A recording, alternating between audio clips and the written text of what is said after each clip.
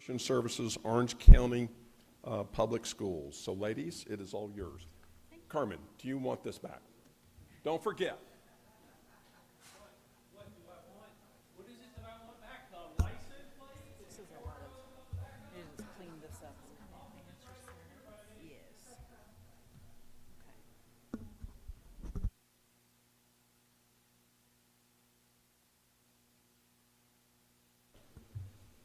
Green light. It's on. Excellent. It's so nice to see so many faces in here that I know and who are part of the Florida Food Recovery Coalition too, so I feel like I'm in a room of friends, which is really nice. So our presentation today is on how to donate surplus food effectively. I have a feeling a lot of you have either heard parts of this, know parts of it, so this will be, I think, a good refresher and hopefully some new stuff as well. So for those of you that I don't know, my name's Emily Grant. I am one of the director of operations with foodrecovery.org. And I have my colleague here, Karena Bozarth, with Orange County Public Schools, who's going to be talking a little bit as we kind of go along. That's me. Couple little small things. I love to garden. I'm learning Portuguese.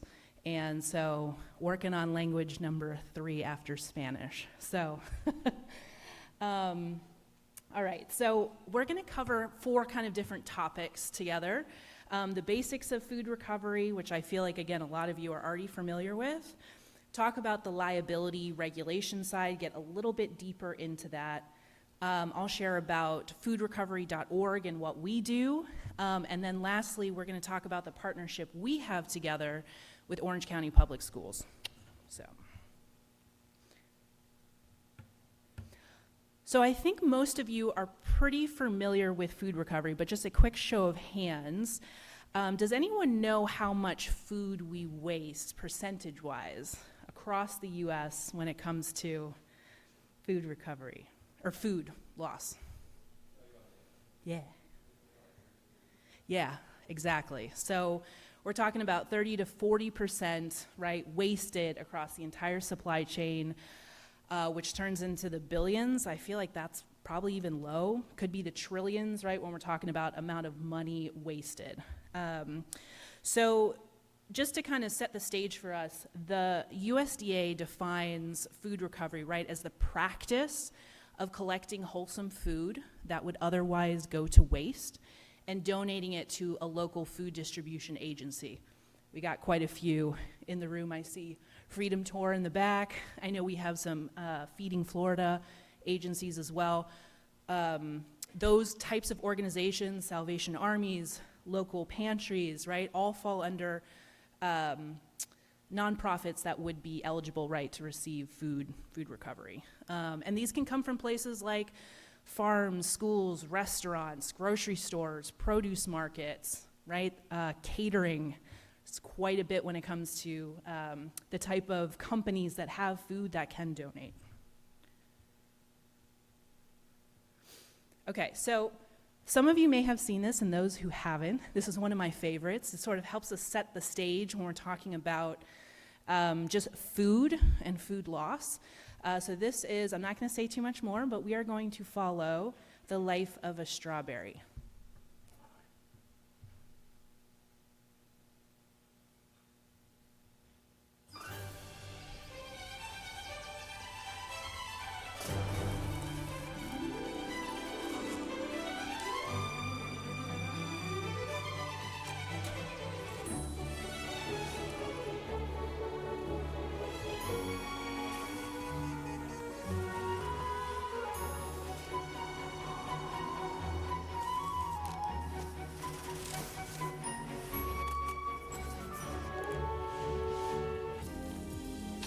Oh, my sweet baby, I'll travel the world for you.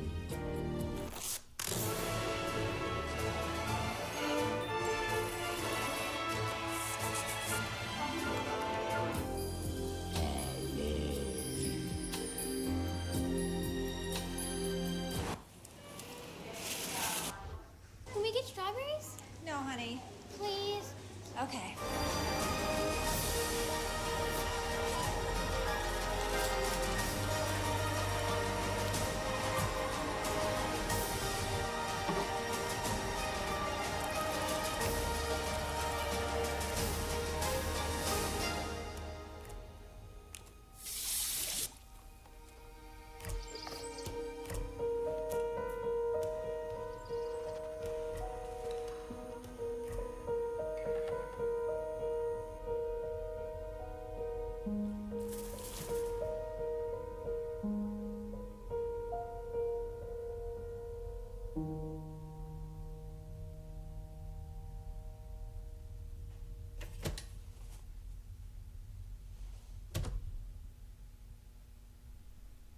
I really like this video because I think all of us unintentionally have had this happen, right? So when you think about it on a large scale, whether it's at the farm itself, right, the warehouse, oh my gosh, the amount of waste that we have. And I really do believe it's not intentional, right? You don't want to spend your hard-earned money and then end up having to throw the food away, but it happens, right, quite a bit. And so when we're thinking about wasted food scale, and as we were kind of planning today, we were following the EPA's, I call it a horseshoe, U-shape, new diagram. So we started earlier with preventing wasted food, right? So that comes from the gleaning side of things, that's inventory management, things like that at the very top dark green. So we're kind of moving through as we move along today into now the lighter green, which is the donating or upcycling, and focusing on that part of it, in hopes that we avoid, right at the very end, the landfill aspect.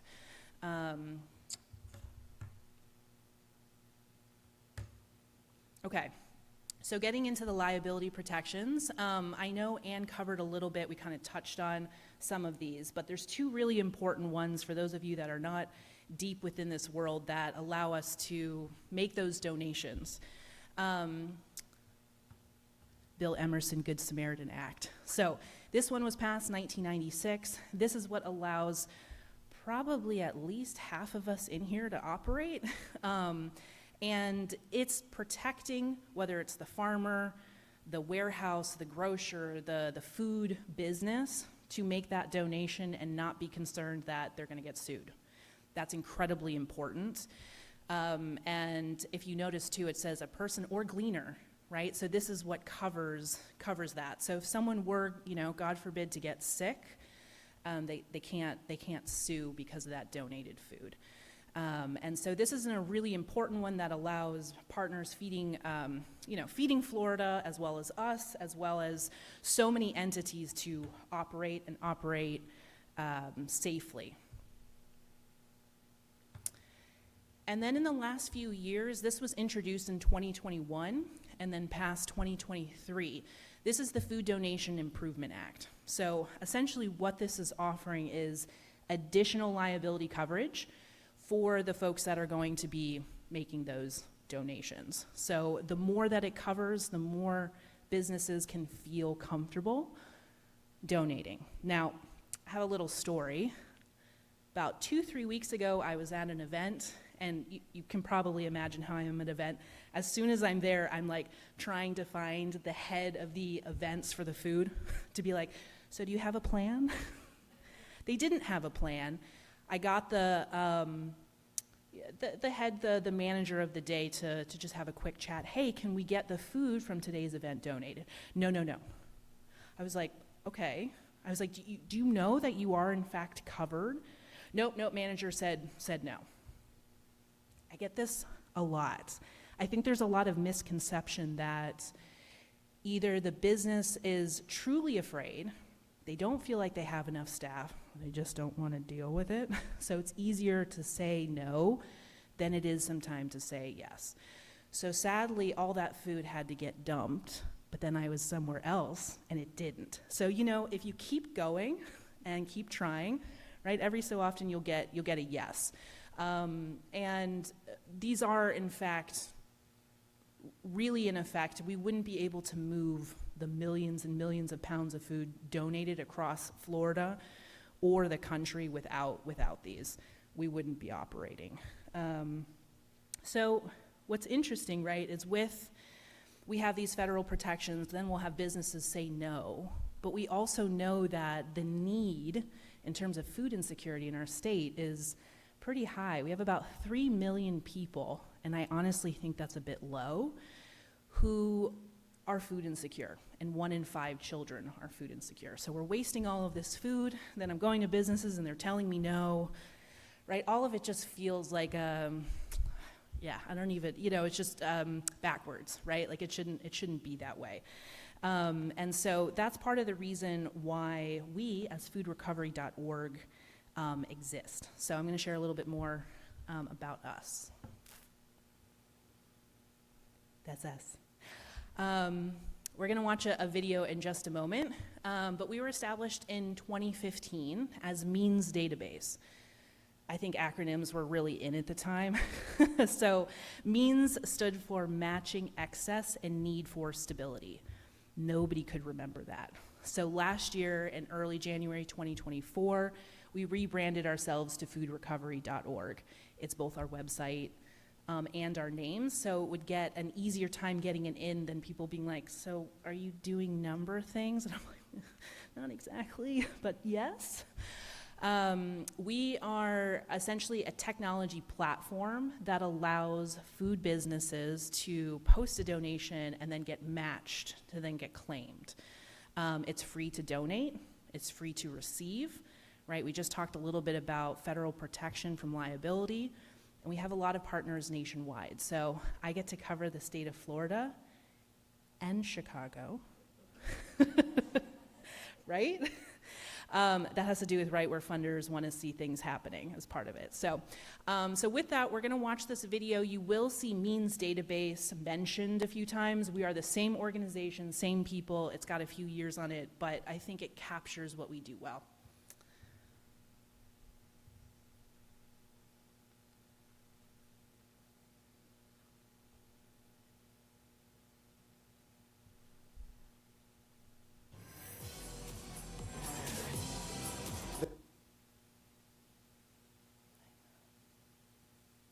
You can do it.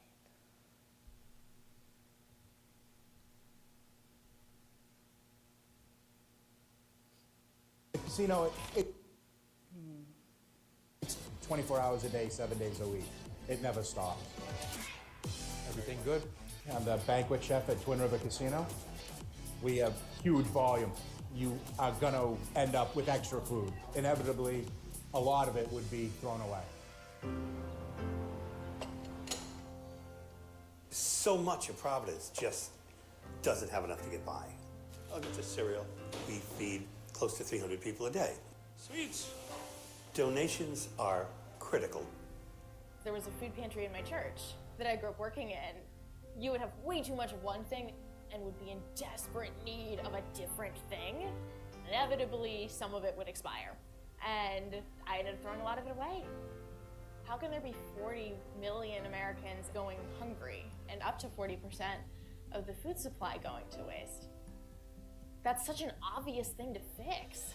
I know we're about to pull in a lot of donors. Means is an online platform.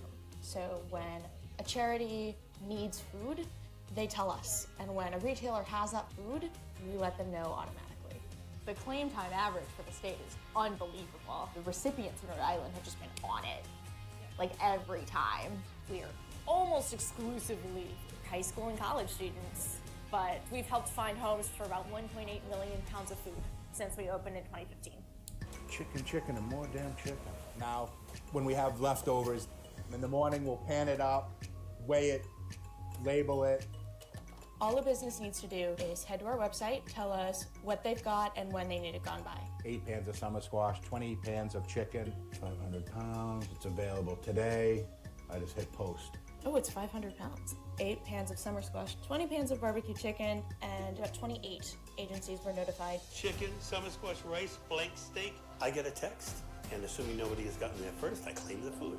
This has now been claimed. It has turned green. You would really think that the novelty of it would wear off. It doesn't. All right, I'll see you in a little while. We're able to match up excess and need very, very quickly.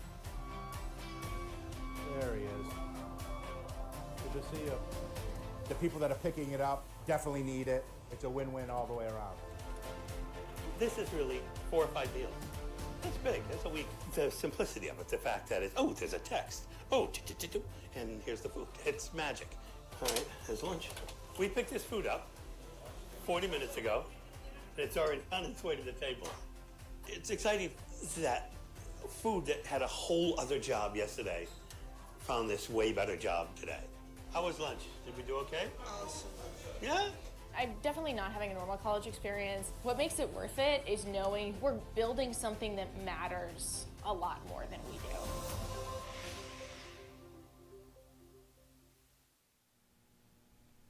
So I hope that gave you a little glimpse of kind of how we work. I'd love to say like we're all still high school and college students, but we have grown since then. So not so much, but we do have a pretty strong Gen Z population who are working with us and volunteer with us. So what you saw on the video is still the essence of how we operate. And the fact that if you're a food business, so anyone in here who, you can also be a pantry, sometimes you've got excess and you couldn't move it out. You can sign up with us. There's a little QR code if you're feeling like you want to do that right now. And there's, I think, some really helpful benefits that we offer. Not only is it free, it's free, right? So yay. There's no membership or anything like that. You can have multiple people within your organization get notified, which is really nice. So we're going to talk a little bit about our partnership with Orange County Public Schools. And there's 200 plus schools in the district and however many FNS folks. So there's a lot that you can have within the system all housed in one place. We have downloadable Excel sheets that tell you exactly if you've claimed food, what that looks like for that year, if you have donated food, and it gives you a nice breakdown. So if you're kind of a data person or you need that information for tax purposes, you have that automatically. And so I think that's can be really helpful. But the meat and potatoes of it is the fact that it's there to automatically send those notifications to nonprofits in the area. And then there's me watching. Even now, I'm working on a donation that needs to get placed. And so that there's a person behind it to make sure that it really is going to go somewhere and it's not just going to sit in this ether on the platform, right, and not end up anywhere. So we've grown quite a bit since 2015. I think in the video it was like 1 point something million. We're now at 133 million pounds. So in the last couple years specifically, we've gotten more into our palletized donations. So what you saw in the video was catered food, prepared food. We handle that, but we also handle pallets and pallets of food. Freedom Tour, I know, has received some. We just had Feeding Tampa Bay receive some this week. So we have expanded in our organization to be able to offer everything from the 10 pounds of bagels from a bakery that may be a great fit for one nonprofit, and then also pallets and pallets of food that can go to the food bank. And so that's really what has upped the number of pounds we've been able to recover. We do about 1 million pounds a week now, which is really exciting. Still the tip of the iceberg, but hey, it's something, And it makes a big difference. I'm sitting behind a computer for most of my day, hoping to get this food in places. I don't get to have as much of the interaction with partners as I would like, but I know it makes a huge, huge difference that if they're purchasing food to then provide through their pantry, through the food bank, if we can help just a little bit with that slice of additional donations that they didn't have to pay for, that folks would enjoy, it makes a big difference. So there's just a couple of quotes, and you've got a picture of one of our drivers, Byron, doing a delivery in Orlando, and it does. We've got organizations that are constantly claiming, which is great. So with that, I really wanted to highlight, as we were preparing for this presentation, I really wanted to highlight the partnership that we have with Orange County Public Schools. So for those of you to just get oriented, we're talking about the Orlando kind of metro area, huge school district. And our partnership started in 2021. And so with that, I would like to introduce Karena, who's going to share a little bit more about what that's been like, what we've done, and what our partnership with the schools look like. Do you want me to advance for you? Okay. Yeah. Hello, everyone. Thanks for being here today. I just wanted to start out with a little background about Orange County Public Schools. I work in food and nutrition services. We are the 8th largest district in the nation and the 4th largest district in the state of Florida. We have over 24,000 staff members in our district. 1,500 of those folks are food and nutrition services professionals. We have over 207,000 students across 228 schools, so we're very large. Food and nutrition services serves 40 million meals per year. All of our schools are CEP, which means Community Eligibility Program, and that allows us to feed all of our students breakfast and lunch at no charge in all of our schools. When I talk about food recovery, I'm not talking about the food and nutrition services department. We do recover some food before a major holiday like winter break, but our system, our operation to feeding kids is highly efficient. We do meal planning, ordering, all through a system. And yes, of course, there's always some waste, but we utilize foodrecovery.org to manage that excess. The waste I'm talking about comes from the student side, the student dining room. Oh, this one, sorry. Oh, that was me. And so because we know those statistics, the 30 to 40% of the food that's produced in this country goes to waste, our district wanted to understand just how much of the food that we provide to our students ends up in our trash cans. So our district started doing student waste audits several years ago and found that between 50 and 53% of the food that we prepare goes into the garbage. You can see they have this chart. On this particular day, over 240 pounds of food was placed in the garbage can. And so they really said, we need to do something about this. They wrote in their sustainability 2030 plan that we would try to reduce our food waste by 75% in the next several years. So that's kind of how I got started with food recovery 4 years ago, and it's been a journey for sure. We started our food recovery by bringing back share tables. Share tables are designated stations where students can place unwanted food onto a table for another student to enjoy. There are certain allowable foods that can go on the share table. Anything that's commercially wrapped, milk or juice can go onto the share table. Any shelf-stable items or cold items, but we don't allow hot entrees or side dishes that have to be kept in temperature. A share table must be monitored by an adult, and we have to record the temperatures of the items that are on the share table for the Department of Health. And these pictures are showing how simple a share table setup can be. They're not very elaborate. On the one side, you have just a hotel pan filled with ice, and then milk and juice are placed on top of that. And then to the left, some of our schools have a refrigerator, and it's more than a beverage cooler. It actually goes below a 40-degree temperature to help maintain the milk and juice at the appropriate temperature for the Department of Health.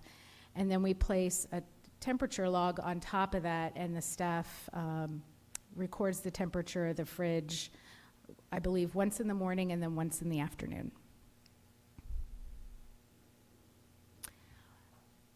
When we started this journey of food recovery and donating food, we had to develop an SOP. Oh, and I want to mention that we do have an SOP to operate share tables, and we worked with the Department of Health very closely to make sure that we were following all the recommendations that they gave us to operate a share table, because our school managers do not want to be violating any of their rules and their requirements. So what we did was we developed a standard operating procedure to bring leftovers back into our kitchens. And that was something that was not done prior to 2020 and 2021. So we found that any food that gets stored into the kitchen has to be placed on a designated shelf. Everything has to be properly marked and labeled as recovery or food donation. And this is what we need the Department of Health to understand. We're not using this food in a future meals production, and that we are recovering it for our donation program. And it's worked out very well.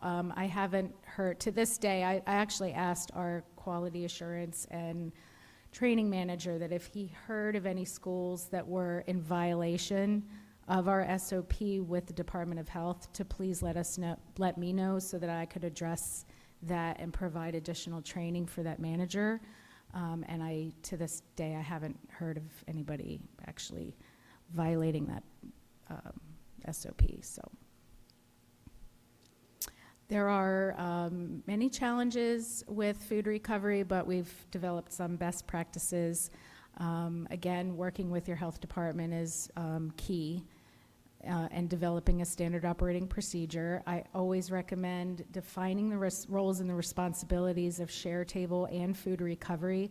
And because we have those SOPs in our district, they're housed under Food and Nutrition Services. So yes, we manage those programs, but that's not to say that we are the only ones that are allowed to be involved. I always ask the schools to work with their school team and their principals to gain support, because we need people to help oversee these programs and move this food. We move a lot of food donations through our district, through foodrecovery.org, and so you have to have a lot of people and students too to help maintain these programs to continue year after year. This is a quote from one of our very first managers who started in food recovery, Frank. He works at Avalon Middle School. He's a food and nutrition services manager. And he was extremely nervous to start working with food donations. The process, he didn't want to get in trouble by anybody. He wanted to do the right thing. He was asked by his principal to start food recovery in his school because of the amount of food that the principal noticed was going into the trash, and the trash that was being accumulating in the courtyard during breakfast time. So he had a lot of pressure on him. We worked very closely with him, and he gained confidence fairly quickly because the process is so easy.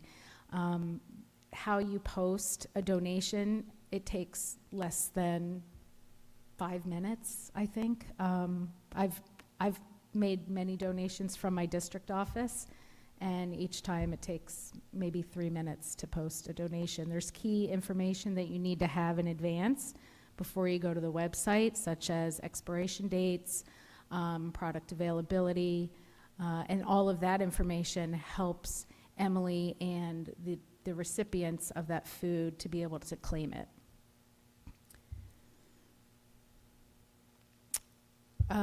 Back in 2023, our district applied for the USDA grant to compost food waste in our dining rooms. And I give a shout out to Charlie here with O-Town Compost. He is our composting vendor with this grant, and it's been wonderful. There are 21 schools involved in this pilot. And I think one of the things that one of the reasons why the district decided to go for this grant was because we already had food recovery in place in FNS. So the food waste is collected from student dining and also the kitchen production areas. So instead of diverting all of our food scraps from production into the garbage can, we divert it into these totes that are placed in the kitchen. Our student dining rooms have a large tote that collects all of the food waste from the students. And then each week, O-Town Compost comes to our schools and picks up that food waste. They weigh it so that we have a total number of our total number of pounds of food that's collected, and then it gets hauled to a composting farm.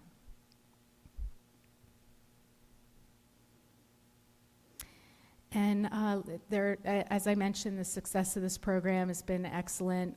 We've had such great response to these programs in food recovery and composting. And Channel 13 came out to do a news broadcast at one of our schools around Earth Day to talk about the composting program in the dining room.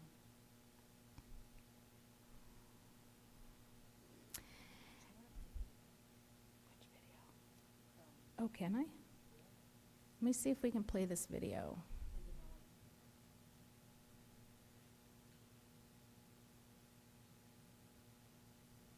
If we can show you the video with the news, that would be great, but we'll see. Fingers crossed.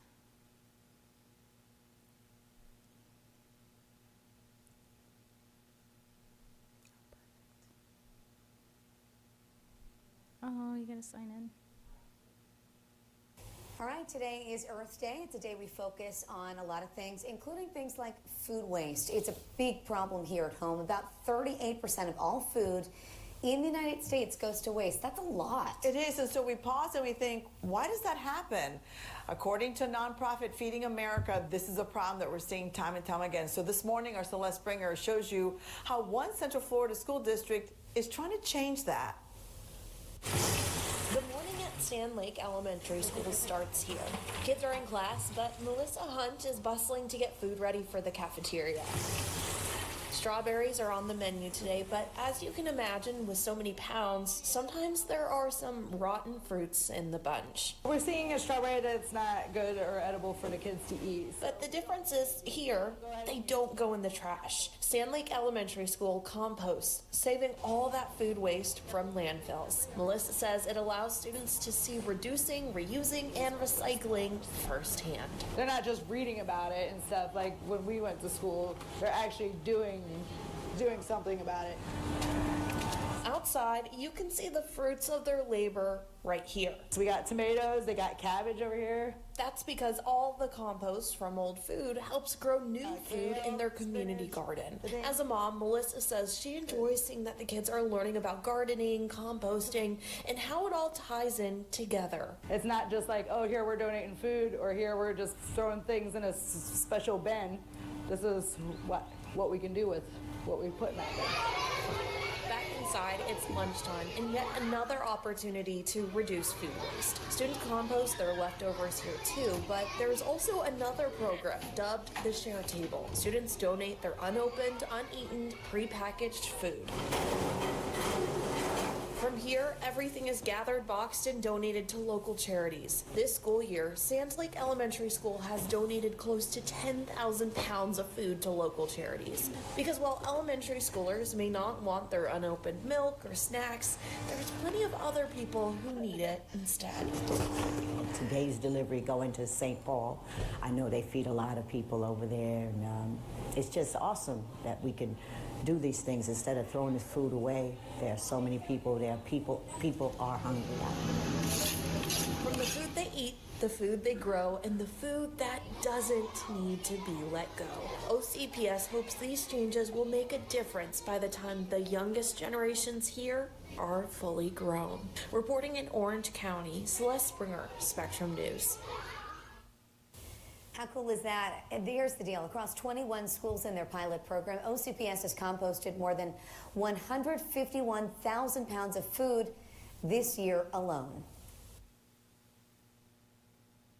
right, how do I get out of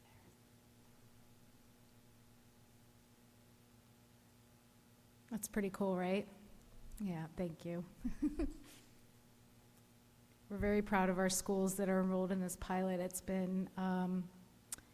It's probably been one of the highlights of what I do, so it's really awesome. Yeah, we're just getting that back up. So I mentioned that O-Town Compost tells us how many pounds are collected each week from the schools, and we We keep track of that for the grant because we have reports that we have to provide to them each quarter. Food Recovery also keeps track of how much food is donated to nonprofits. And the way I did that was I created essentially a survey where our school managers can tell us what has been donated from their kitchens. And then I use that information to report out to our district, our school board, basically to whoever is interested in knowing that, because transparency, I think, is key with regard to these programs. And I really want people to understand that these programs do work, and it is easy, and the amount of food that we are keeping out of the landfill is amazing, and that story needs to be told, especially in a district our size. So this is some of the diversions since we began our food recovery journey in 2021. Back then, we started with 4 schools in a pilot. 1 successfully recovered, and we also had a pilot school doing composting back then, and that school is still in the pilot today. They were actually our test school. So they've been composting in their dining room since 2021. And you can see the program has just grown over the years. More people become interested. People are passionate about this. Now that they have a way to keep food out of the garbage, they want to do something. They want to impact our environment in a positive way. And at the time that we presented these slides and sent them off, our food recovery numbers have changed. So Friday, I updated the numbers. We have composted over 250,000 pounds of food from our dining rooms, and our recovery is at over 109,000 pounds. So roughly 30 to 50 schools donate food each week, and that equates to between 5,000 and 6,000 pounds. We do have a few schools that are doing a direct donation, not with foodrecovery.org, but they have a pickup each week from either the Salvation Army, or we have teachers who drop it off at One Heart for Women and Children. So a lot of dedicated and committed individuals are involved in recovery that don't necessarily use foodrecovery.org, but foodrecovery.org provides that transportation and the coordination for our schools and our managers to be able to donate quickly and easily in our district. And one of the things that I think we need to focus on is addressing that waste in K-12. We utilize the USDA meals program. We are required by the USDA to offer a specific number of items and specific nutrition to our students every day, every week. But it doesn't mean that those kids have to take everything that we offer. So we have a program called Offer versus Serve, and that allows the kids to pick up items that they want and leave on the line things that they do not want. However, what we find is that even though they're taking the minimum amount of requirement, they still want to toss away or not drink their milk. So we started doing a milk waste campaign late last year and had posters made for all of our schools. Those posters were basically Save Cows Milk, because milk was one of the things that we see most wasted in our schools. And so we wanted to try to educate the students that they don't have to take milk if they don't want to. And that was also an opportunity for us to educate teachers, because as the kids go through the line, we constantly hear people say, "Don't forget your milk," because it's the first thing that they see when they enter into the cafeteria. But it's not necessarily the thing that they love most and want to drink. So nothing against the Dairy Council if you're listening, but we definitely don't want to keep wasting milk if the kids aren't going to drink it. So I would like to do some more outreach and education materials on some of the other things that we offer that they don't necessarily have to take. The USDA does require our kids to take either a fruit or vegetable, so that is mandatory. But they're trying to, make sure that our kids get the proper nutrition and the fuel that they need in order to learn every single day.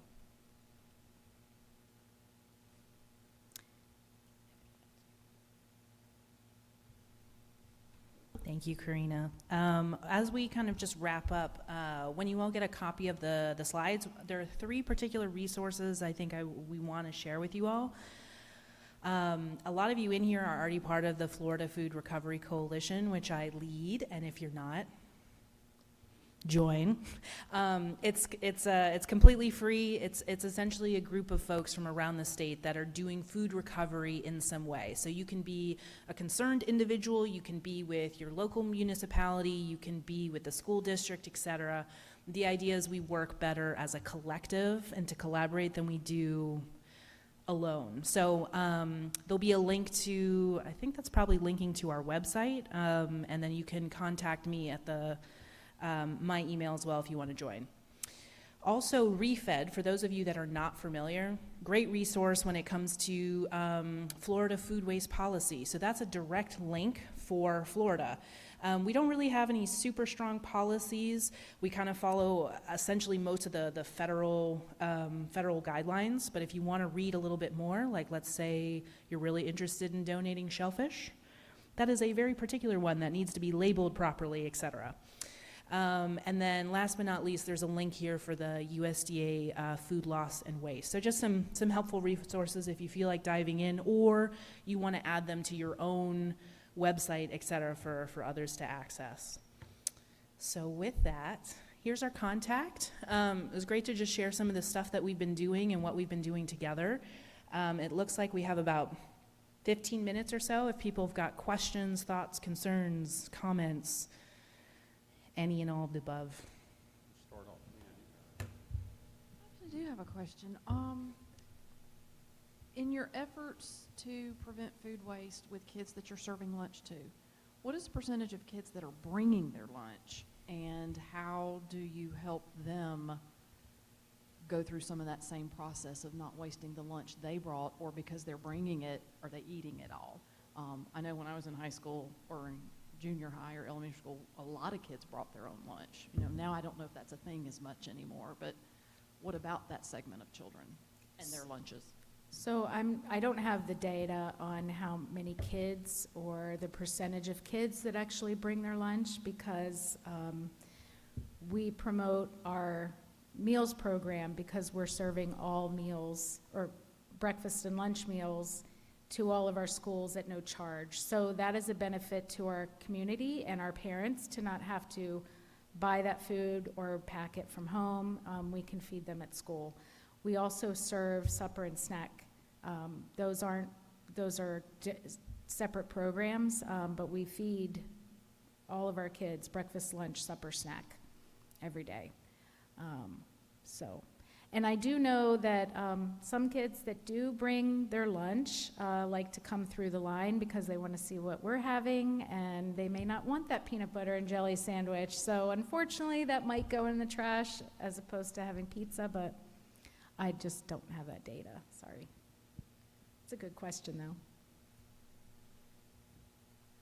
Hi. So what happens, like, if there's a trend of things that get thrown away, like you've noticed with milk, people don't want it, or if there's a particular fruit or vegetable that it's not a choice product for them, does it affect your purchasing? And, like, ultimately, do you try to reduce the waste from the get-go? So we have to offer milk. We have to offer 2 different fat contents. We also have to offer specific vegetables because it's required. So we have to offer so many red and orange vegetables, or dark green leafy vegetables. And that's something that we can't get around. That's part of our program. But our menu team does a really great job of making sure that we're offering some of the items that our kids want to take. We actually, every year we do a food show in Orange County, and the kids, since the kids are eating, they're the ones that get to attend the food show and sample the products that are being put out there or intended for the menu, and they have to, each item that they choose, has to pass with an 80% or more. So the kids are the ones that have the buy-in as to what goes on our menu, and then our menu team puts all those together, hopefully for the following year. I just want to add that a couple years ago for Food Waste Prevention Week, we did a virtual workshop and had one of the FNS managers come and talk about inventory management. And so ways right from up front of what they can do. So, the first in, first out, as well as specific things for schools to kind of take a look at and do inventory-wise first, right, then before it gets to the share table, before it gets to us. So, right, in a perfect world, the share table, the students would eat all of that, right, and we wouldn't have to come and pick anything up. But that is something that I feel like the district is doing, and some schools have are better at it than others. There could be newer folks, and so that was something we did a couple years ago together and had OCPS come and share about that inventory side of it. So, good question. And we do have a line of the minimum donations. We've identified that for our managers. Otherwise, they would feel like they had to donate every single day. But we put that line, that minimum at 40 pounds. And that really helps them to manage the product that's in the back of the house. And then most of our schools donate once a week. In order to donate once a week, you have to maintain or monitor expiration dates. Our milk is has a very long shelf life, usually about 10 to 14 days. So that 40-pound minimum it really helps the managers. Shelf-stable fruit cups and things like that, they don't typically expire right away. It's the produce that we have a hard time keeping for longer than a couple days, but they do a great job at managing that inventory. Emily, can you talk a little bit about how food recovery ensures food safety with the agencies that you work with? And then also, how do you address the logistical challenges, especially with small to medium pickups? Great question. So the first thing in terms of signing up to use our platform, needs to be a nonprofit. So that at least ensures that the food is not being resold. We are not a resell organization. I think that's a cool model. That's not what we do. So we just check in terms of the IRS that they are in good standing from that part of it. We are 7 people nationwide. So when it comes to the auditing and what you're referring to is are they keeping things cool? Is it, it's the food safety. Some of that is where we rely on other partners to let us know if they see something going on or they themselves have received bad food. I know since I've been with the organization and when I was partnering with them in my previous role, because I was with UF IFAS Extension before, there was one bad donation. I don't know how it happened, right? But our role next is to then mitigate that, kind of understand what happened, and then if needed, they cannot donate with us anymore. And if we find out that they're selling the food, since that's not what we're doing, that's also usually an immediate, can't continue working together. You're gonna need to go another avenue, for that. I'd love to say we have secret auditors that go around and to be able to check all of our partner agencies, but we are relying on the nonprofit receiving the food, if they're getting bad items, to come back and let us know so we can try and mitigate that. So that's sort of for the food safety side of things. And when we partner with school districts, they have even more. What about the food safety of the actual agencies themselves? So that's where we're relying on if something happens, usually other people will tell us. It's kind of one of those things where I have received phone calls, hey, did you know blah, blah, blah is not refrigerating their food? And then we kind of go into a deep dive from there. I wish we had the people and the resources to go around and really check all of that. Partners like with Feeding Florida and Feeding Florida Partners, I know also they're a connected partner agency. Highly likely they're going to have to be following all of those things, so that helps. But it does happen on occasion where food's sitting out way too long, they're not following food safety, and they're likely not going to be able to continue partnering and receiving food with us. I can add just a small piece to that is the Bill Emerson Good Samaritan Food Donation Act allows for donors to donate in good faith. And part of that good faith is following the food safety code with the Department of Health. And it's the reason why we have a standard operating procedure to make sure that share table operation is followed and that any food that is kept cold has to be maintained at the proper temperature throughout the meal service.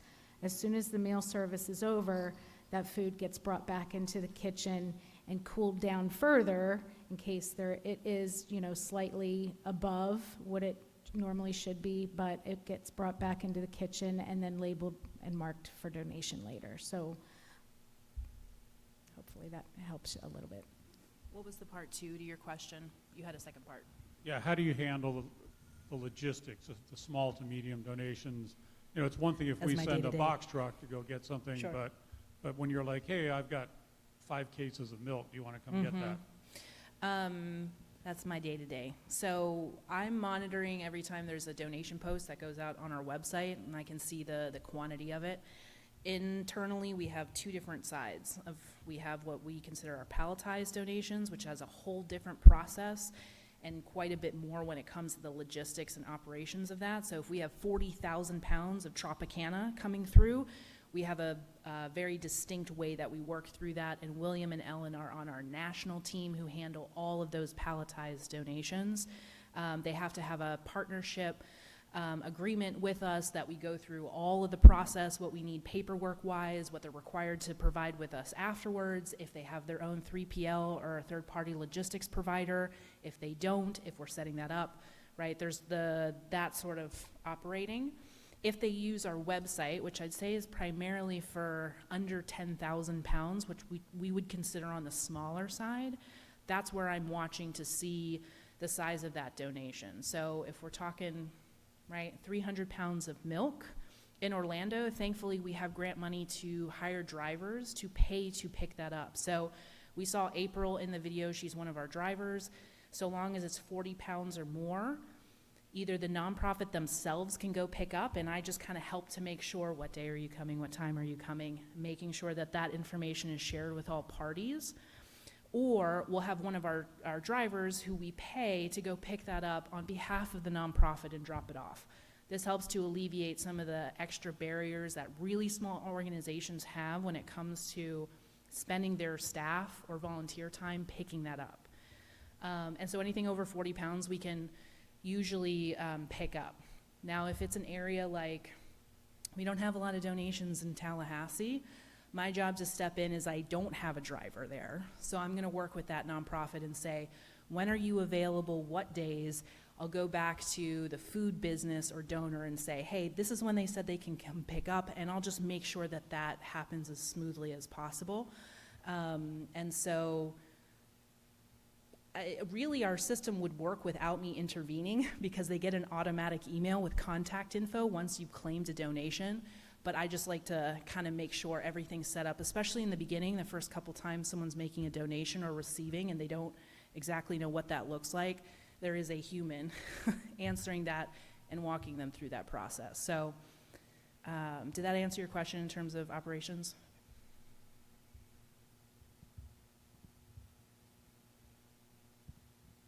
Emily, this is for you, and I know RFT has worked with you talking about some conference stuff that we've done. Do you have a one-page or some type of toolkit that people that are doing events like this or conferences can give to those food managers? Because we've run into that a couple of times as a recycling organization. Hey, we want to donate our food, and the venues went, not on your life. Short answer is yes. Just depends on what if you're returning to like event food recovery, yes, we have some resources. Usually for events, the more planning you do in advance, the less likely the food and catering side are going to be open to it because you've talked through all of that before than the day of, which is why I'll sometimes get no's when I just show up and ask, but it doesn't hurt. So yes, short answer is if you need support on that, let us know. We can, we've done everything with festivals too, and that stuff does require, we want time beforehand rather than day of. Makes everyone feel a little less anxious about the whole process.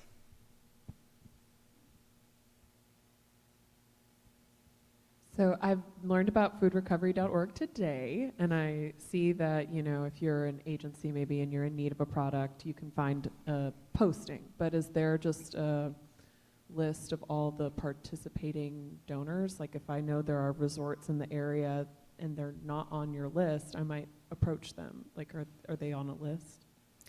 Short answer is no, and the reason for that is just not giving out, personal information kind of thing. But if you're in an area and you're like, hey, I'd really love to volunteer, and like, can you let me know some of the outreach? You and I can go through that.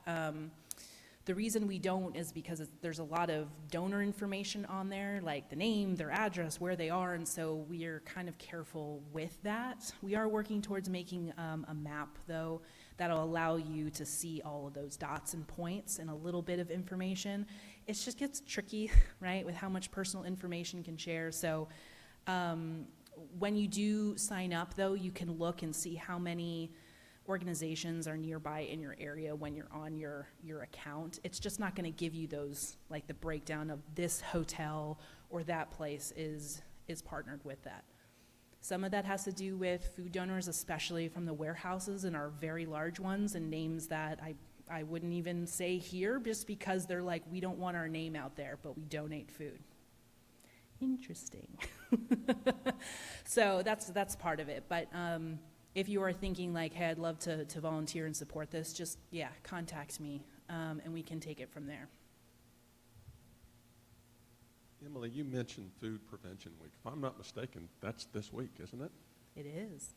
You all want to make a comment on, are you all involved in terms of organizing or doing anything? We kind of set it up in the intro just to follow.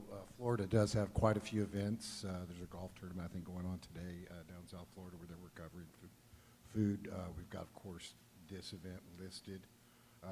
Really events throughout the state that we would encourage everyone to go to foodwastepreventionweek.com. We've registered. I've taken a lot of different events from around the state, entered them in, so you can follow it. A lot of great themes, a lot of great promotions. You can see what other states are doing. There's a lot of interstate competition. It's actually even grown to be international this year, so there's a lot of solutions.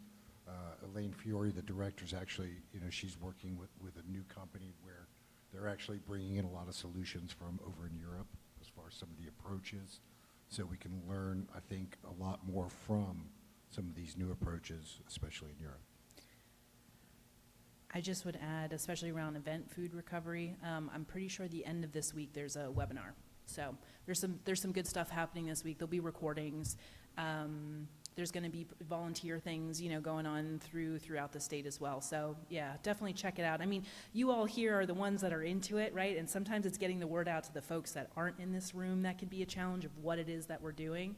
But each year, Food Waste Prevention Week is in fact growing.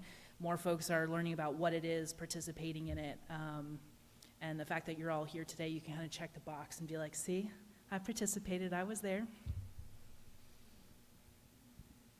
All right, any other questions from the audience? All right, we're going to do a change of guard. Ladies, thank you very much. Thank you. Just as I told Ann and Megan, I applaud what it is that they did. I applaud what you two do. Outstanding.